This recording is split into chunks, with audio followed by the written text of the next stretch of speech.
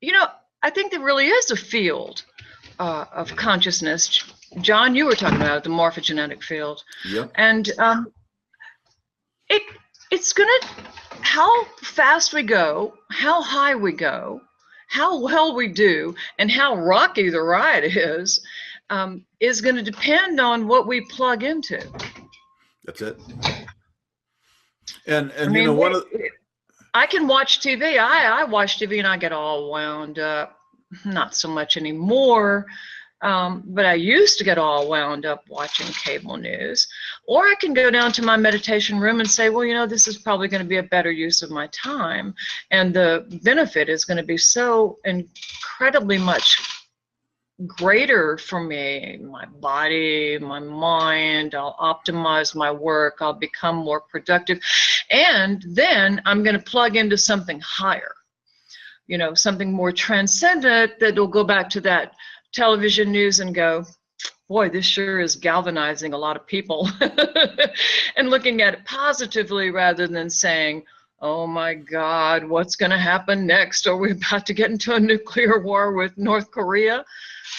No, I can say, you know what? I have faith in human beings. I have faith in the American psyche, and I have faith in it's kind of a little too religious to say this, but it's so perfect. I have faith in a divine right order, that that things are moving along just as they need to be moving along for the best effects to occur for the greatest number of people.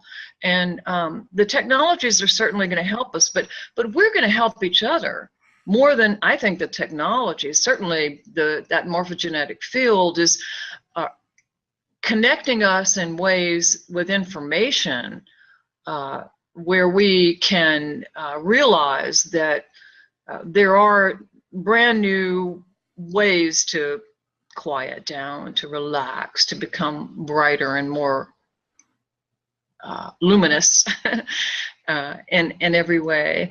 But also there's a connection in that morphogenetic field on the level of energy, and we're in resonance with each other in that energy. And it's going to be up to us to be our own spiritual technology, don't you think? Where we plug into something that's really high and we realize that we're resonating that out, and in resonating that out, we lift each other higher. Well, you know, we are monkeys that do technology, you know. So how do you separate us from our technology? If you try to imagine human beings without technology, we wouldn't survive, you know, we wouldn't survive the week. You know, it is just, we are, if there's any separation from that, and hopefully, and obviously there's all kinds of, you know, like Ken Wilber said, he said, corporations aren't evil, evil corporations are evil. You know, technology is not evil, evil technology is evil, you know, the destructive technologies. But now it's coming up, you know, we're co-evolving with these technologies that are, you know, becoming semi-conscious at some levels. And one of the things that's been really kind of inspiring to me since the last time we talked is, of course, I read the book, Stealing Fire, by Wheel and Kohut, I think, the two authors, and that's really having a big buzz in the corporate world, in Silicon Valley, among entrepreneurs and people that are just kind of on the cutting edge of these things. Hey, Don, glad you could join us.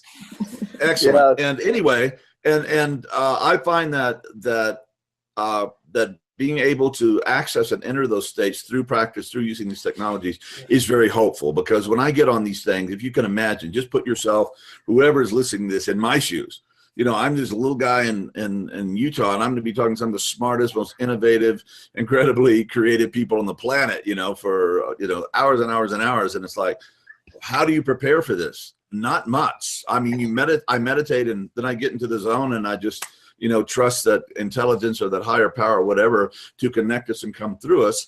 And that's been what's been so kind of amazing about this whole experience, as we do get into the zone, and we're not just, I don't know, getting stale information through or something, but through our collective knowledge and experience and wisdom, something bigger than ourselves begins to emerge.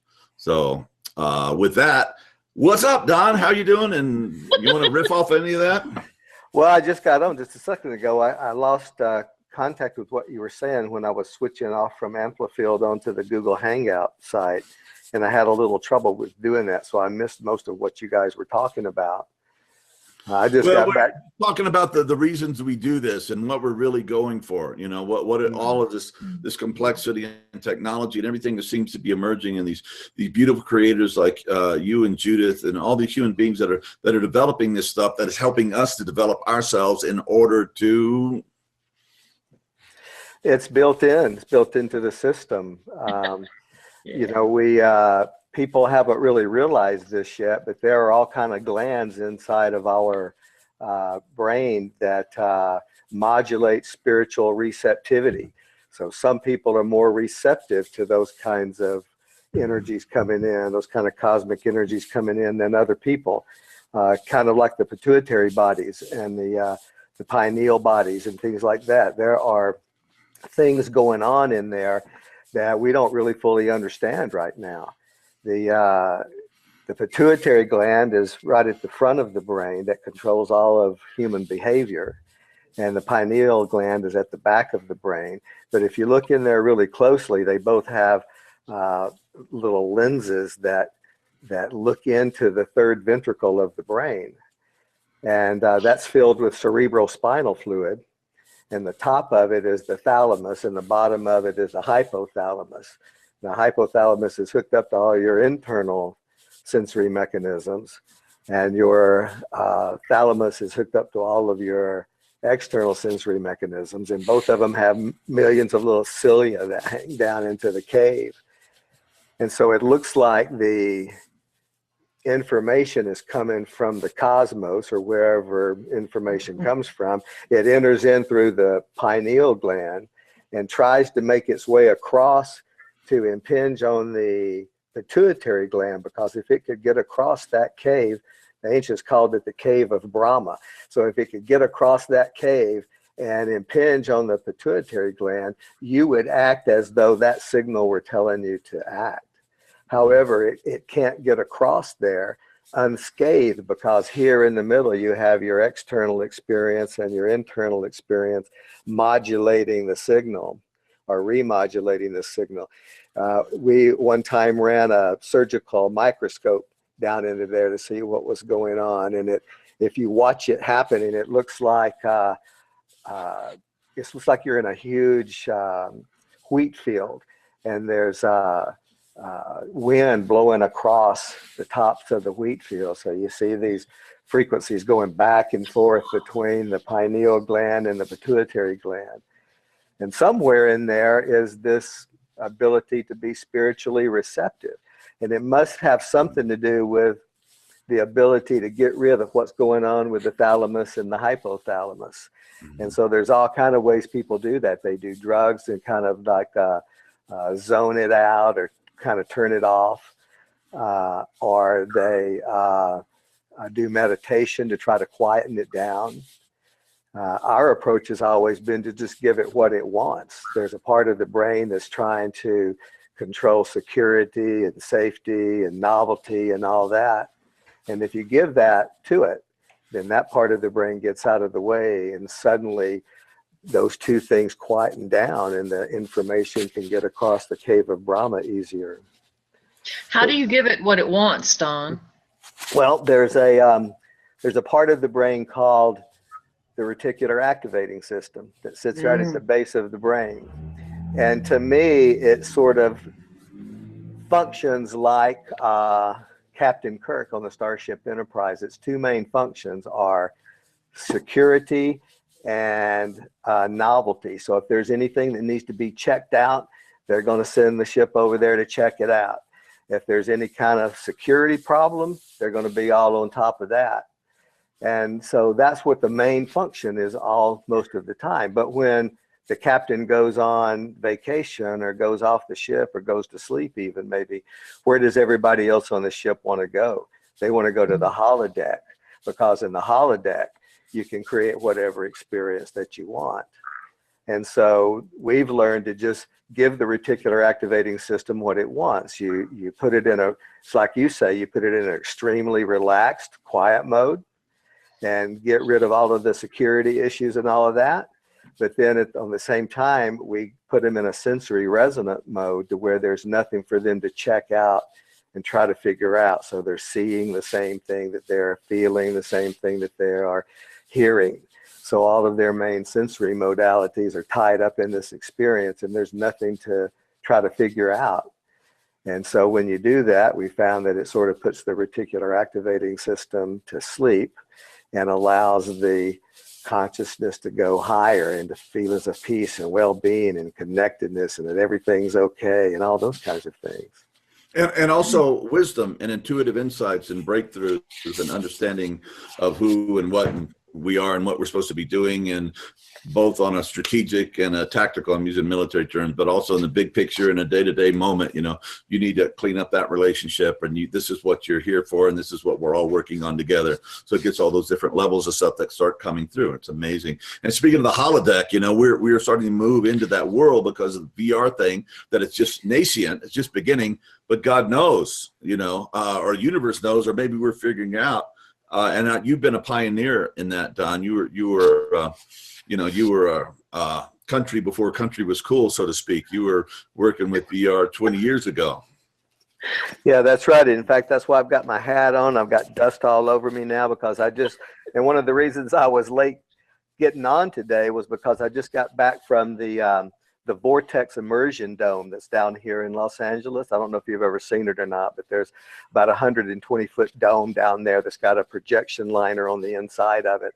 And we're getting ready in August or September to start offering these experiences there that are based on a book called Inside Out. I don't know if you saw that trailer or not. I thought I sent it to you, John, but we made a trailer of this movie about a book that's called Inside Out, about how everything that's out there is really inside.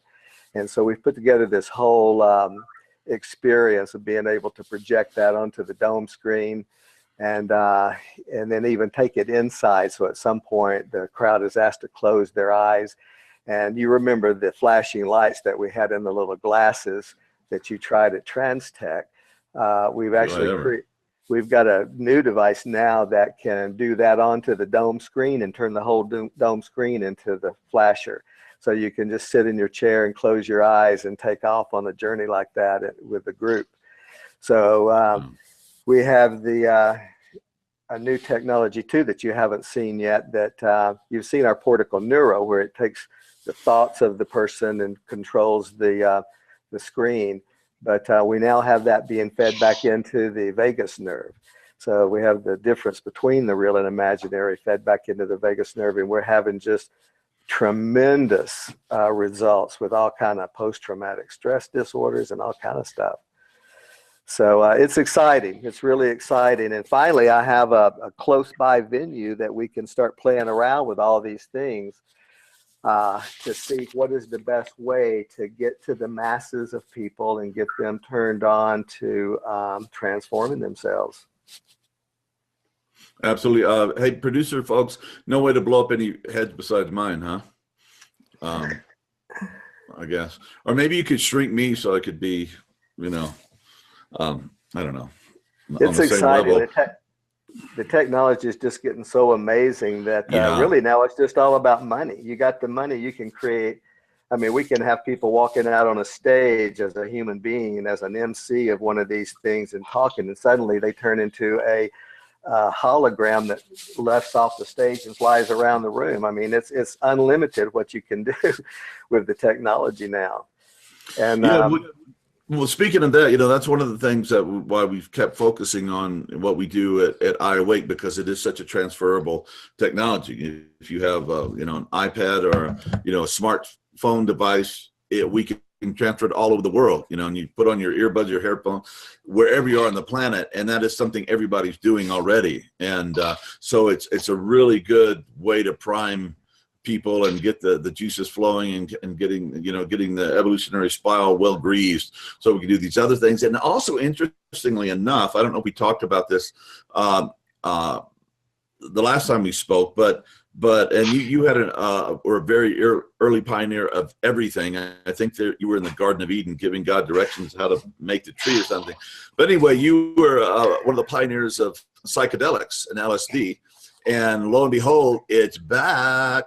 Okay, you hear about it all over the news, and we're talking about microdosing. We're talking about, oh, this stuff really is good for psychotherapy and for spiritual growth.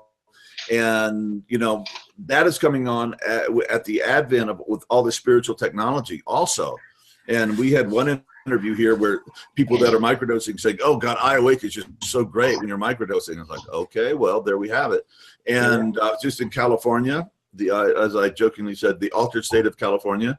And it's big there. So do you have, either of you have any reflections on, while we're all doing these technologies, and Judith, you're mirroring technology, which is so sophisticated now after all the years you guys have been working on it, and Don, and now that we have truly these powerful psychedelics that are coming back, and maybe this time, we'll be a little more judicious, and we'll learn a few things, and we can combine with other things to actually, to help us in these times, and not just cause cultural, we don't even need the drugs anymore, because the drugs never did anything. The drugs stimulate things in our own mind that we already produce.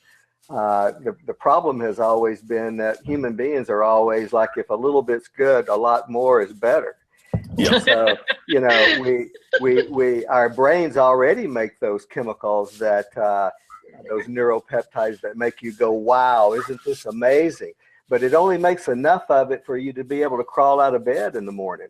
It doesn't make enough of it for you to be going, wow, this is amazing. I love life.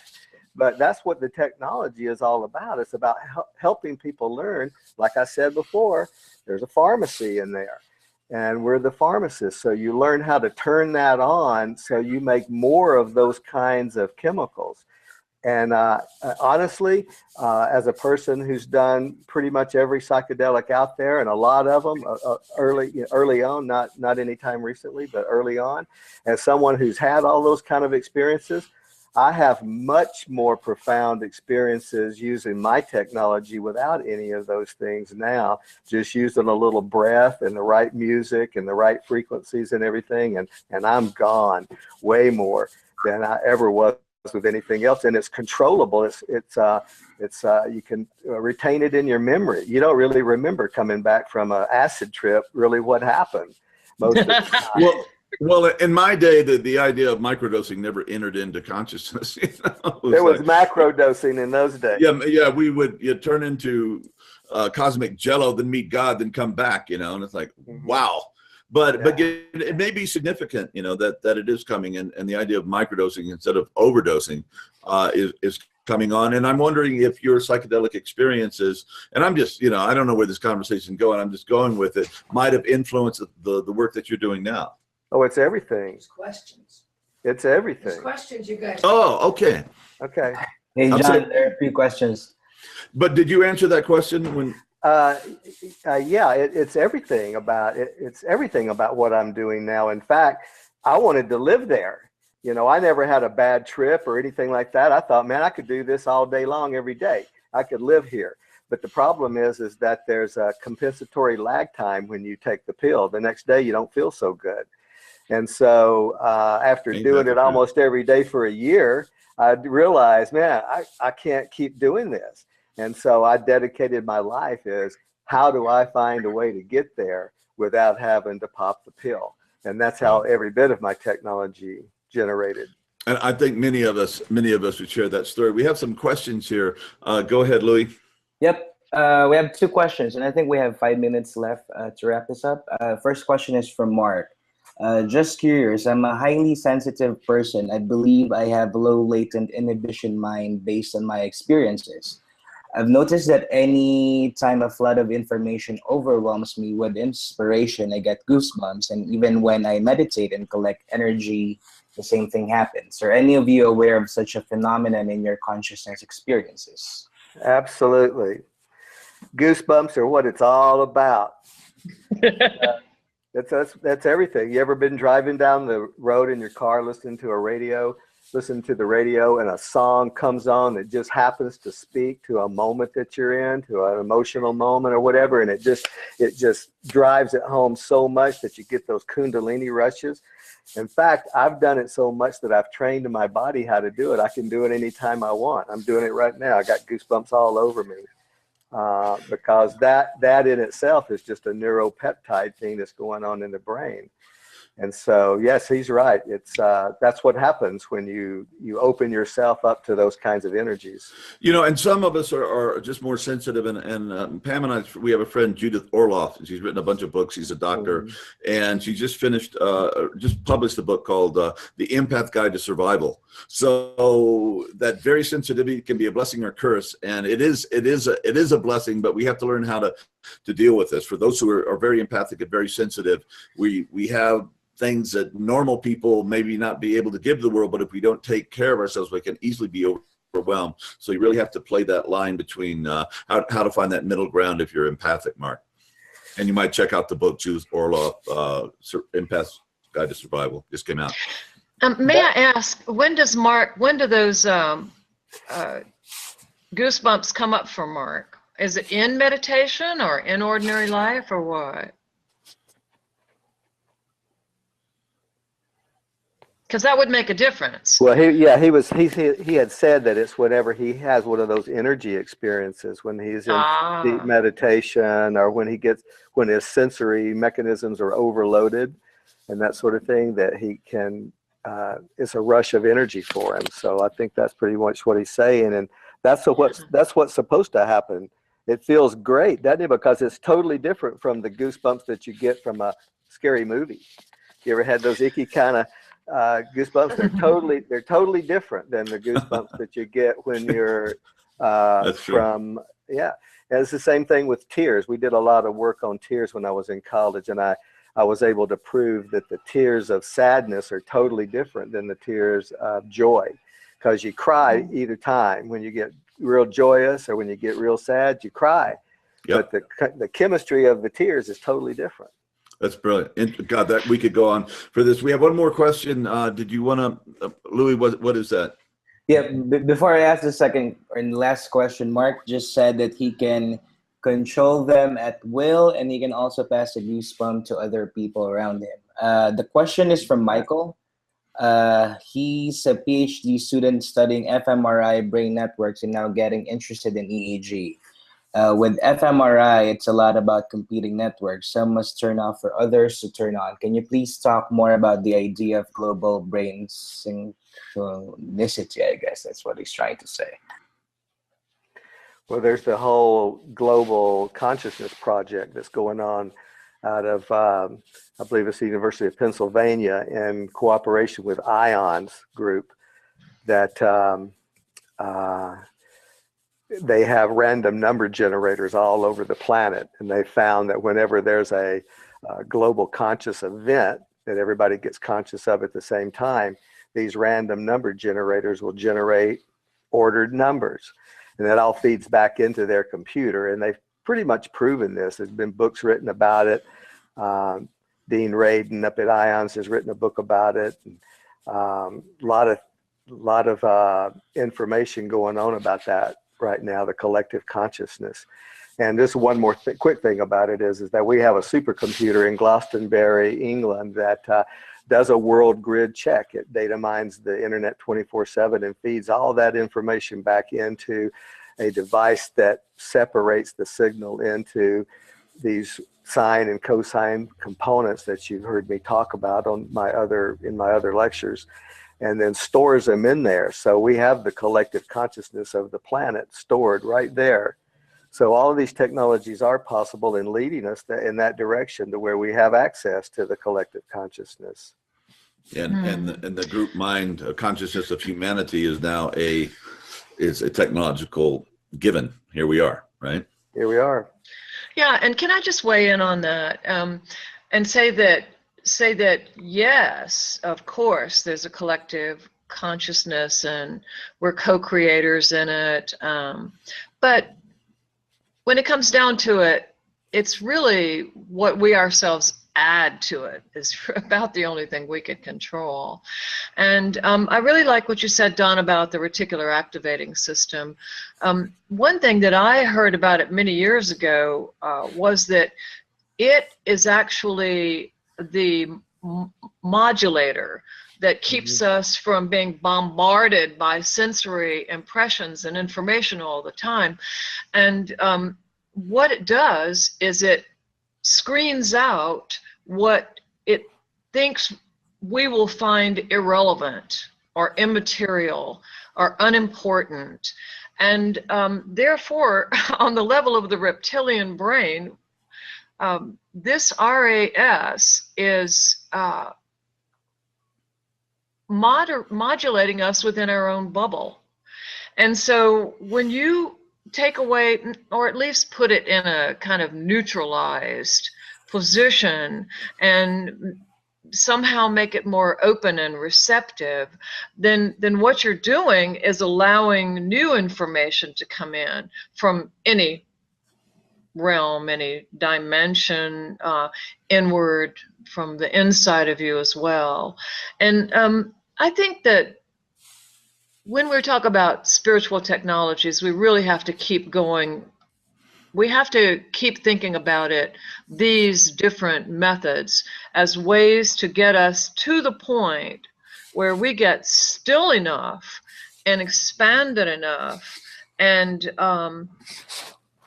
receptive enough to clean up our own stuff, so that what we resonate out into that field, we are raising the consciousness of the collective rather than it's not about just it's not just about plugging in. It's that we ourselves are transmitters, transducers, transformers, and producing a signal. Well-tuned instruments that can play the beautiful music that's trying to come through us. Yeah.